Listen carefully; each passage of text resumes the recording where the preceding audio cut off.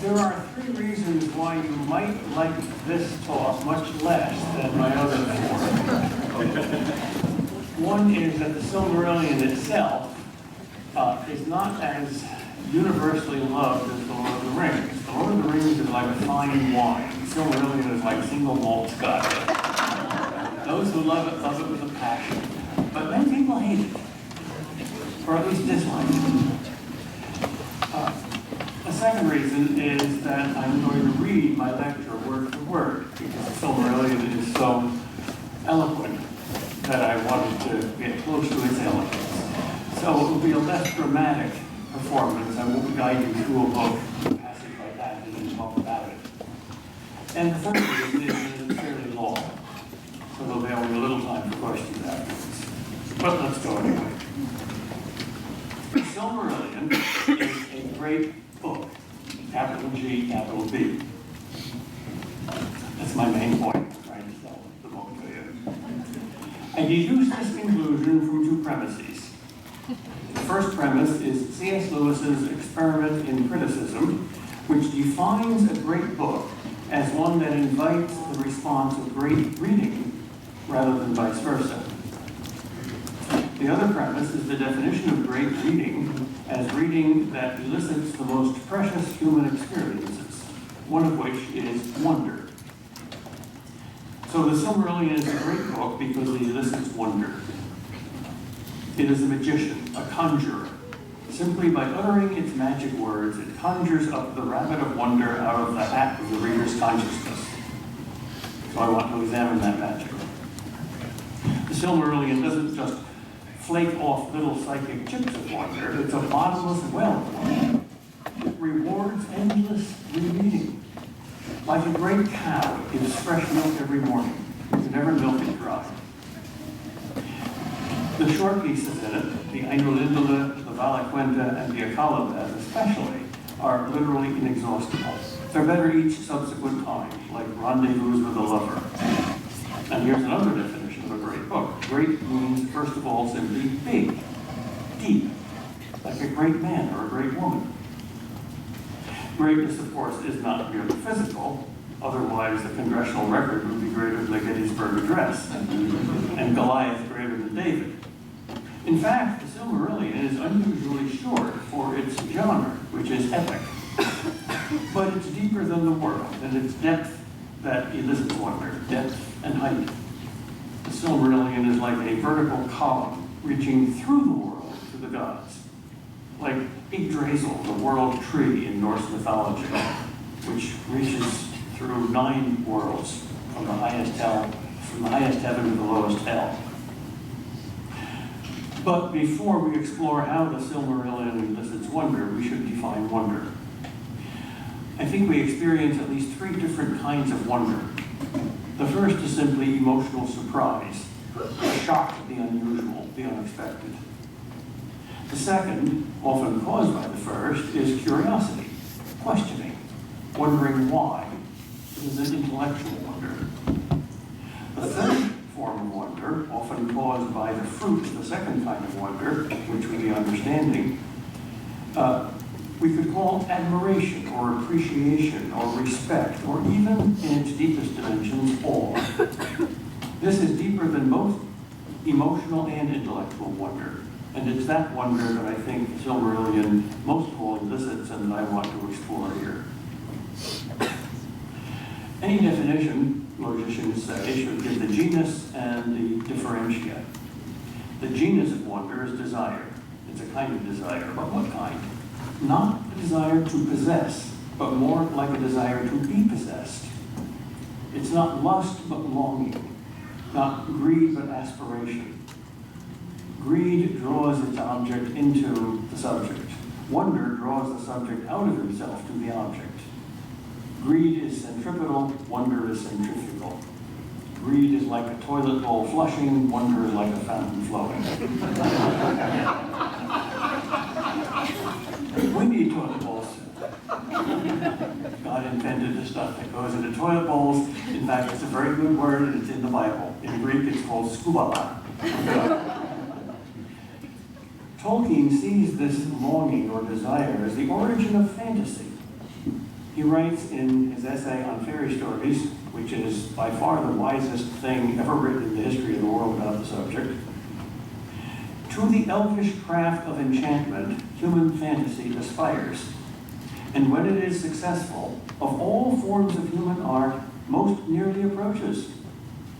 At the heart of many man-made stories of the elves lies, open or concealed, pure or alloyed, the desire for a living, realized sub-creative art, which is wholly different from the greed of self-centered power, which is the mark of the mere magician.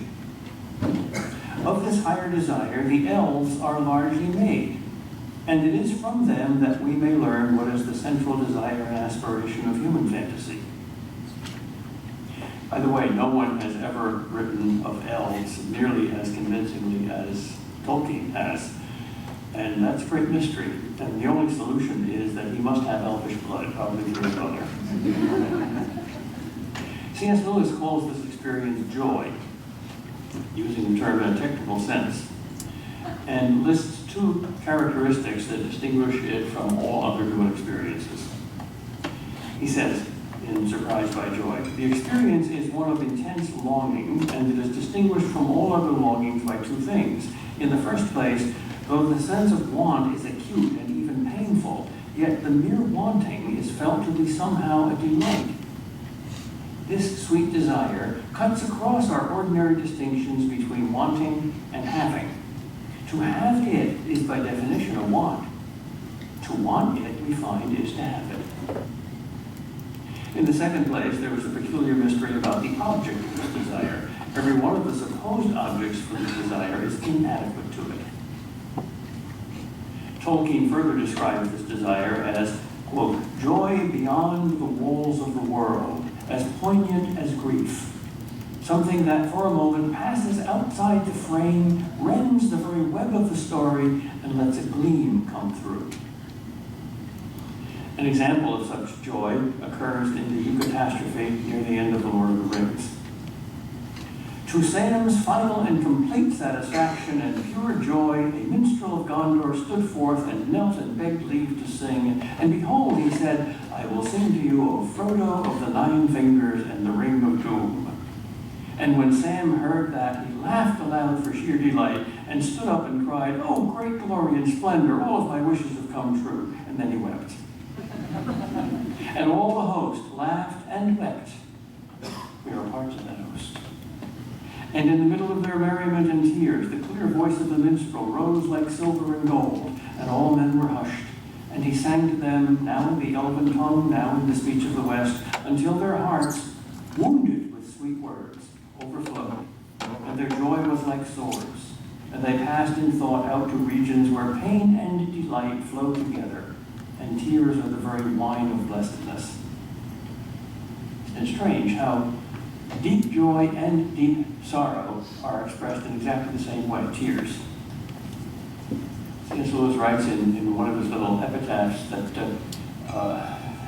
the surest mark of great art is its power to break the heart, because only a heart that's broken is full.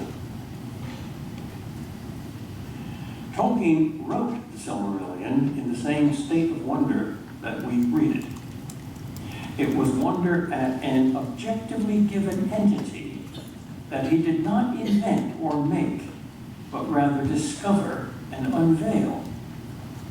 His son Christopher Tolkien writes in this writing, I say discover because that is how my father himself saw it. He told me once, quote, always I had the sense of recording what was already there somewhere, not of inventing.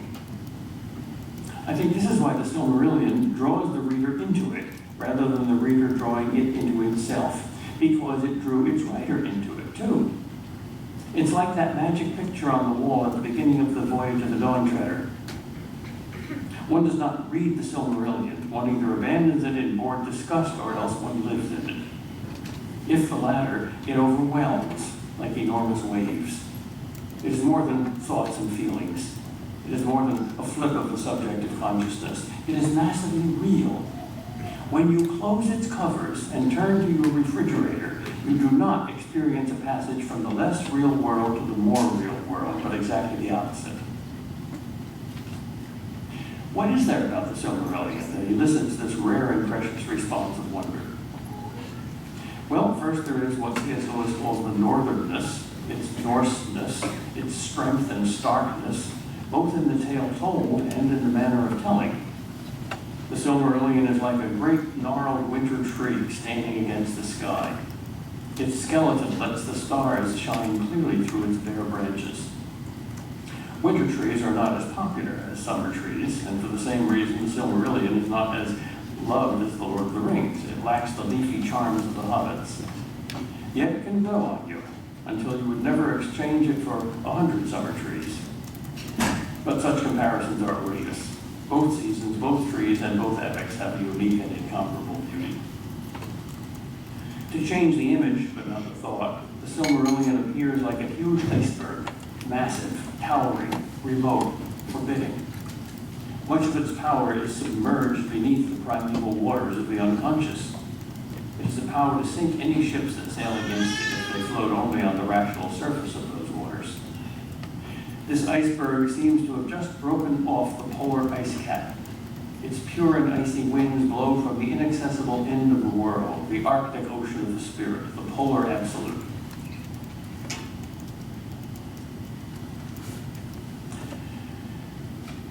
Almost every word of the Silmarillion is a miracle, a wonder. That is why there are so many capital letters, and so many nouns, both common and proper. The words are big and heavy and slow, like some great glacier. The overwhelming sense of height and weight in the words creates an epiphany of the wonder that longs for and remembers an ontological height and weight, a moreness, a transcendence, a north pole of the spirit. The reader is lifted up out of himself in an ecstasy into cold blue skies full of what Lewis describes as splendid, remote, terrible, voluptuous, and celebrated things. The reader feels as if he has just come outdoors after a long imprisonment in modernity's musty, mundane cell. This language is not ornamentation. It is not even simply a device for communicating thoughts and feelings. The words are not labels for concepts. Rather, it is in the words that the things come to live and move and have their being. As the philosopher Heidegger puts it, language, quote, is the house of being, for words and languages are not wrappings in which things are packed for the commerce of those who write and speak, but it is in words and language that things come into being and are. For this reason, the misuse of language in idle talk and slogans destroys our authentic relation to real things. Well, three consequences follow from this startling reversal about words and things. First, if things are found in words rather than vice versa, then wonder at things necessitates wonder at words. If words, as Heidegger says, are not dispensable labels or ingredients in a world of things, then they are not dispensable objects of wonder alongside other objects. Rather, they are the encompassing frame of the world of things, and therefore wonder at that world. Words here I use to include music, the most primal and universal of all languages. Children know this word wonder.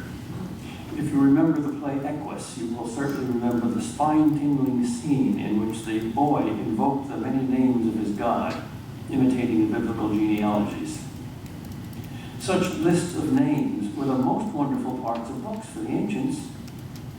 For a name is sheer sound, like music, direct speech, not mediated by abstract, generic, rational concepts. Concepts represent, names present. In the name of means in the real presence and power of. Most modern readers find names somewhat less than wonderful. One reviewer complained that the Silmarillion sounded like a Swedish railway conductor with a head cold announcing stations. I would not call that a cause for complaint, but an occasion for wonder. The Silmarillion grows names the way soil grows grass. Tolkien often gives his favorite things many names, not one. As T.S. Eliot says in the beginning of the Old Possum's Book of Practical Cats, the naming of cats is a difficult matter. It isn't just one of your holiday games. You may think at first that I'm mad as a hatter when I tell you a cat must have 3 different names. Tolkien writes, for instance, talking about a mountain, Tanaquetil, the elves named that holy mountain, and Oiolose, everlasting whiteness, and Elerina, crowned with stars, and many other names beside. But the Sindar spoke of it in their later tongue as Amon Wilos. Telperion, the one was called in Valinor, and Silpion, and Inquilote, and many other names. But Laurelin, the other was, and Malinalda, and Kuluren, and many names in song beside. A third consequence of words housing things is that if things are in words, then the power of things is in the power of the words.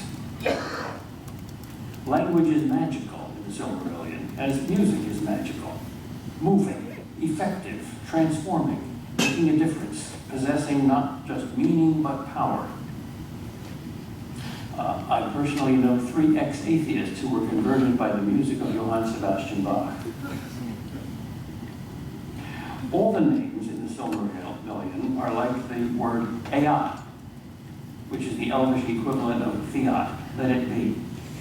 They're operative and magical. When the author said let it be, it was.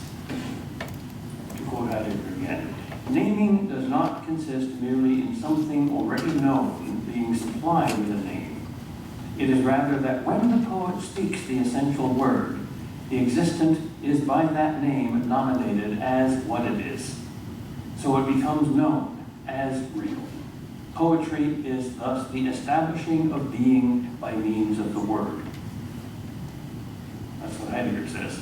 So the poet is truly, as the word signifies, a maker. Poiesis, making. Poetry is making. Speaking the creative name is really creating, conjuring up, and therefore unspeaking is uncreating.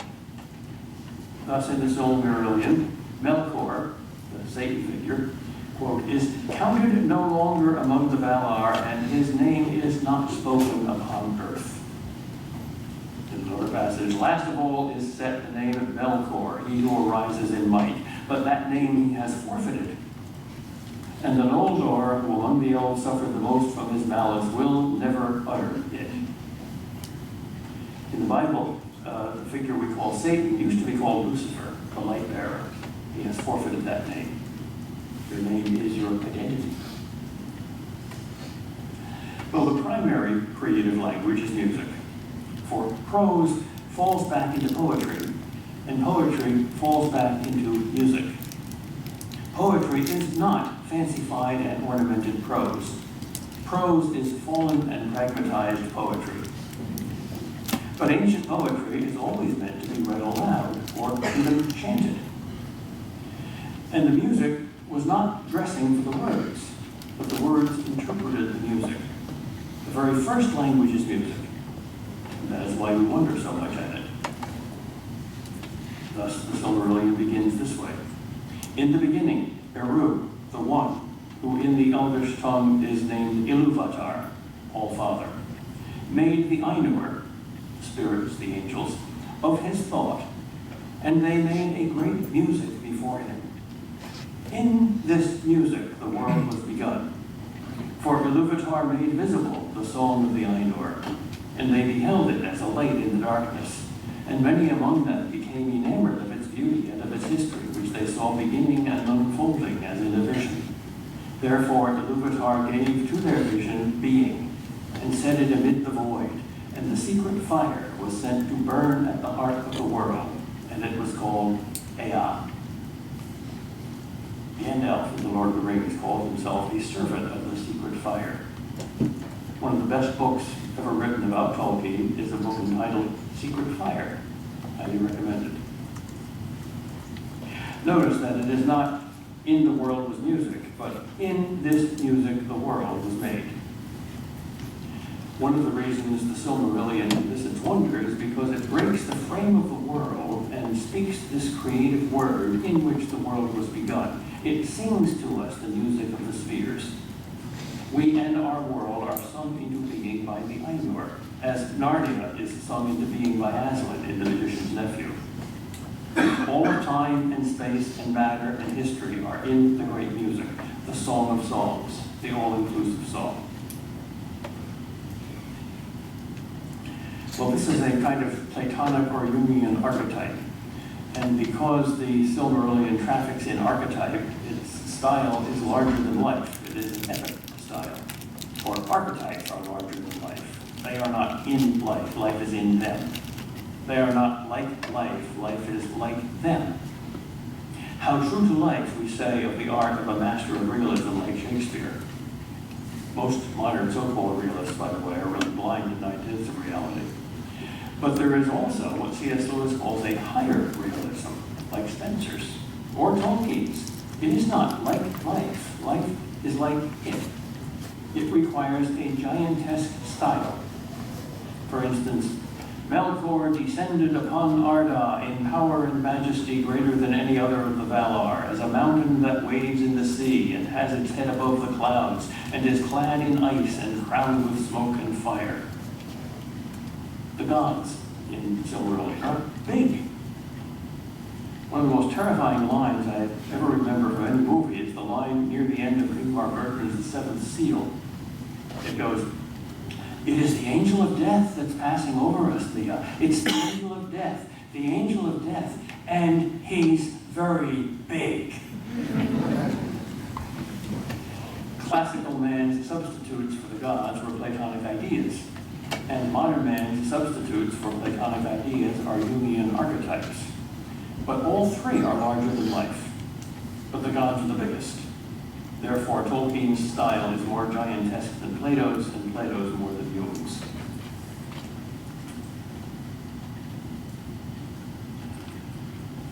Four of the most wonderful things in our experience are four of the most familiar: earth, air, fire, and water. All children know they're certainly more than simply molecules in varying forms of energy. In the Silmarillion, these are gods with names. Earth is Aule, air is Manwë, fire is Melkor, and water is Olmo. They are primal powers, anterior and transcendent to the world, who become the Valar, the powers of the world, by entering into it. They are the world's life, and it is theirs. Yet, while thus assimilated to Earth, they still bespeak their trans-terrestrial origin and nature, rather like meteors or miracles. To the poet, and to the poet in anyone, they are more than material objects and more than subjective concepts or feelings. They are Platonic archetypes. Ocean is not merely a thought, nor is it merely trillions of tons of cold salt water, except to the trousered ape, including the academic ape, professional reductionist. Physical science must be reductionistic by necessity with method, but, as George MacDonald says, quote, "Human science is the backward undoing of the tapestry web of God's science. Is oxygen and hydrogen the divine idea of water? There is no water in oxygen, no water in hydrogen. Water comes bubbling fresh from the imagination of the living God, rushing from under the great white throne of the glacier. The very thought of it makes one gasp with an elemental joy no physician can analyze." One of the most wonderful things in our experience is light. Light is the first thing created according to Genesis. Second was water. And, according to the medieval mystics, light is the most spiritual form of matter, trembling on the brink of spirit. In the Silmarillion's cosmos, there is a ladder of light, as of history, and the historical ladder mirrors the cosmic ladder in a step-by-step descent or devolution. First, the thought of Eru, the creator, is the origin of all light. Then, of his thought, he makes the Ainur. And none is greater than Melkor, the light bearer, the Lucifer figure, the fire bringer. Then, to tame the light for Arda, Earth, AWI, the god of the earth, makes the primal lamps called Iluin and Ormal, for which the sun and moon are merely later substitutes. The implication there seems to be that the deliberately wrought work of the gods precedes the spontaneous work of nature. The creation of mind precedes the evolution of matter. Then, after Melkor's successful assault against Iluin and Ormal, Earth is lit by Telperion and Lorelin, two primal trees, and about their fate all the tales of the elder days are woven. Very biblical. The Silmarils, the semi-magical jewels around which the Silmarillion rotates, are their light preserved. This book is, above all, not about men or even elves or even the Ainur, but about the Silmarils. Just as The Lord of the Rings is a tale not first of all about hobbits or about elves or about men, but about a ring.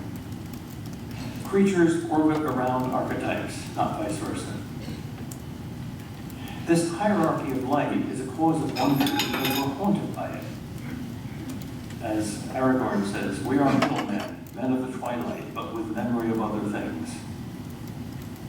The Silmarillion, like the book of Genesis, stimulates this trans-individual memory, this collective unconscious of a world that never is anymore. For we're still in this same tale. As Sam suddenly realized when he thought about Frodo's file from Galadriel, and said, "Why, sir, I never thought of that before. You've got some of the light of that Silmaril in that star glass that the lady gave you. Why, to think of it, we're in the same tale still. It's still going on. Don't the great tales never end?" No. But in them, we remember other greater things. And we remember especially two trees, the tree of life and the tree of the knowledge of good and evil. The central mystery of Christianity, the cross, is the new tree of the knowledge of good and evil, the healing of the fall of the forbidden tree. And the tree of life, thus lost in Eden, reappears in the apocalypse in the New Jerusalem. The greatest archetype in Norse mythology is also a tree, Yggdrasil, the world tree, the tree in which all 9 worlds find their proper place. Tolkien had a well-known love affair with trees. Who else could possibly have made Ents completely believable? But there are objective and cosmic, as well as personal and subjective reasons for Tolkien's selection of trees as archetypes. Man is like a tree, like Yggdrasil, a microcosm of all worlds. To use G.K. Chesterton's image, man is neither a mole burrowing in the ground, nor a balloon floating in the middle of the air, but a tree, roots planted firmly in the earth, branches reaching up into the heavens. The physical landscape of the Silmarillion is as wonderful as its spiritual landscape, for the physical is an image of the spiritual. 3 features especially may be noted in its physical landscape: its extremities, the flatness of its earth, and the encircling seas. Extremities cause wonder. To quote the Silmarillion, "The land of Aman, the westernmost of all lands upon the borders of the world, for its west shores looked upon the outer sea that is called by the elves Ekkaya, encircling the kingdom of Arda. How wide is that sea, none know but the Valar, and beyond it are the walls of night." How fascinating outer things are, and inner things too. The outer sea, outer Mongolia, outer space, also inner Mongolia and inner space. How fascinating are ends, edges, borders, the walls of night, the well of the world's end, the edge of the world. The Silmarillion itself is a well at the world's end. That's why it's a well of wonder. The supreme edge is the edge of the whole world, and only a flat world has an edge. Therefore, a flat world is more wonderful than a round world. A round world is absolutely relative, but a flat world, having an edge, is relatively absolute. In the Akalabeth, the roundness of the world is seen as a divine punishment. Quote, There is not now upon earth any place abiding where the memory of a time without evil is preserved, for the world was diminished. For Valinor and Eresia were taken from the world into the realm of hidden things. And mankind longed ever to escape from the shadows of their exile and to see in some fashion the light that dies not, for the sorrow of the thought of death had pursued them over the depths of the sea. Thus it was that great mariners among them would still search the empty seas, but they found it not. And those that sailed far came only to new lands, and found them like to the old lands, and subject to death. And those that sailed furthest set but a girdle about the earth, and returned weary at last to the place of their beginning. And they said, all roads are now bent. Thus in after days, by voyages of ships, by lore and starcraft, the kings of men knew that the world had indeed been made round. And yet the lore masters of men said that a straight road must still be for those that were permitted to find it. Well, one edge does still remain in our round world. It is called death. The edge not of space, but of time. The most wonderful and terrible thing in the world is not in the world, but is the edge of the world. In a letter to his American publisher, Tolkein complained that no one understood what the Lord of the Rings was most deeply about, which its author identified with these words: it is about death and the deathless. That remark is true even more obviously of the Silmarillion. The whole of Ardam, or Earth, in the Silmarillion, is surrounded by water. What is suggested by this, by the thought of the encircling seas, and why is this a cause of wonder? Well, the sea suggests mystery, the divine discontent, the flight of the alone to the alone. The land suggests security, practicality, ordinariness, earthiness. We on Middle Earth are surrounded by mystery. We do not surround it. Mystery is primal. It is not a human thing, a psychological thing, like a whodunit. It is not an ingredient in our lives. Our lives are ingredients in it. We are not in land that contains a lake. We are on an island surrounded by the sea. Tolkien writes, the dealings of the Ainur have indeed been mostly with the elves, for Ilúvatar made them more like in nature to the Ainur, though less in might and stature, whereas to men he gave strange gifts. Therefore he willed that the hearts of men should seek beyond the world, beyond the earth, and should find no rest therein, thus the sea longing, but should have a virtue to shape their life amid the powers and chances of this world, beyond the music of the Ainur, which is fate to all things else. It is one with this gift of freedom that the children of men dwell only a short space in the world alive, and are not bound to it, and depart soon, whither the elves know not. Wherefore they are called the guests, or the strangers. Death is their fate, the gift of Ilúvatar, which as time wears on, even the powers shall envy. Unquote. Thus our freedom is also a free doom. And it is the sense of doom that dominates the Silmarillion proper, as it dominates Greek tragedy. The peculiar wonder at doom is a certain kind of shock similar to that administered by Oedipus the king. It draws us into the story as members of the chorus. The equivalent in the Silmarillion are the men of Brethil who contemplate Turin Turambar's awful doom. Quote, and when the men of Brethil came thither, and they learned the causes of Turin's madness and death, they were aghast. That is exactly the word, none weaker will do. And we are equally aghast at the fate of Turin and his consort Morwen. Turin Turambar's name literally means master of fate by fate mastered. You come at last, she said. I have waited too long. It was a dark road. I have come as I could, he answered. But you are too late, said Morwen. We are lost. They sat beside the stone and did not speak again. And when the sun went down, Morwen sighed and clasped Turin's hand and was still, and he knew that she had died.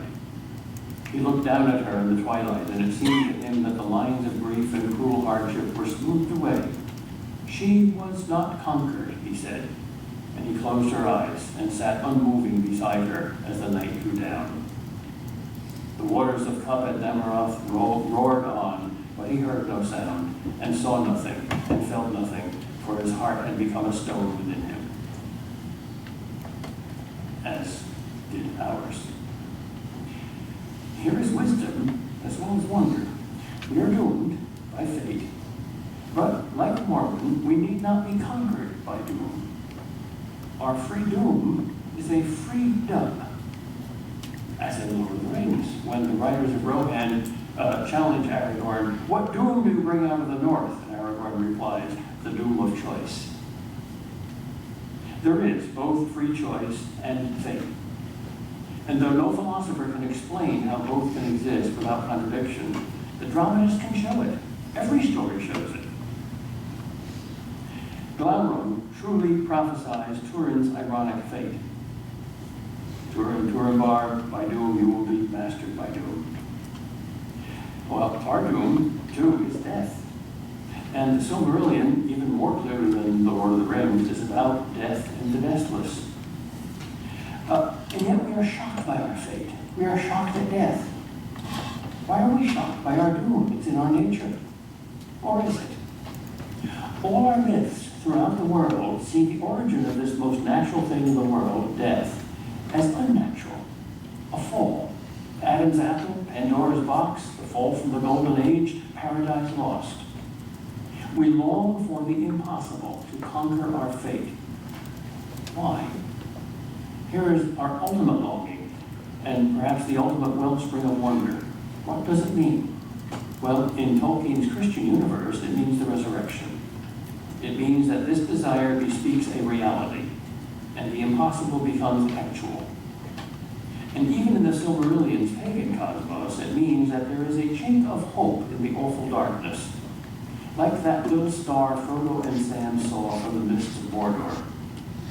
Tolkien confessed, by the way, that when he reread his text of The Lord of the Rings, there were two passages that every time he read them, evoked tears. That was one of them. The other was the horns that Merry heard at the siege of Gondor. Rohan coming. The Silmarillion ends, not in dogmatic pessimism, but in agnosticism. Here is its last paragraph. Here ends the Silmarillion. If it has passed from the high and the beautiful to darkness and ruin, that was of old the fate of Arda marred. And if any change shall come, and the marring be amended, the gods may know, but they have not revealed it, and it is not declared in the dooms of Montas. And even the most pessimistic part of the Silmarillion, the Akalabeth, though it ends with the words, "they died," sees a wonder and a hope in that death. Here's how it ends. The lore masters of men said that a straight road must still be for those that were permitted to find it. And they taught that while the new world fell away, the old road and the path of the memory of the West still went on, as it were, a mighty bridge invisible. Well, that's a good note to end on, because I do want to leave some time for questions. It went on for a little too long, 45 minutes. And when